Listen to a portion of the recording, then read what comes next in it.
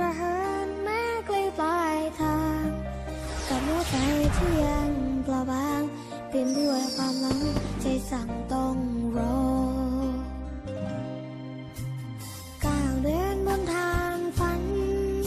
สักวันคงจะได้ดีลูกชายของพ่อคนนี้จะเอาดีให้พ่อจะอดจะทนต่อคำว่าจนจะไม่ยอมท้อ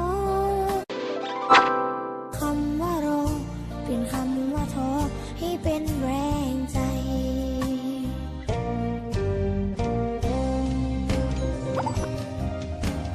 จะเอาดวงตะวัน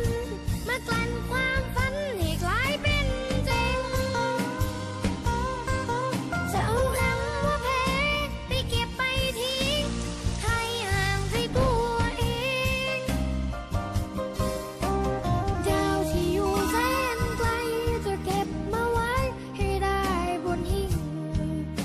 จะจับจะทองให้ฝันเป็นจริงรู้ใจด้วยแรงแห่งสองมือ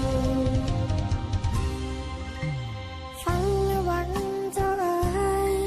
อย่าได้เลือนลบเลยจากใจรักศรัทธาคงไว้นำพาไปสู่ความจริงจะเหนื่อยแค่ไหนลำบากเพียงไรจะไม่ยอมทิ้งลมหายใจยังไม่หยุดนิ่งจะสู้ยังทิ้งให้ถึงเส้นชัย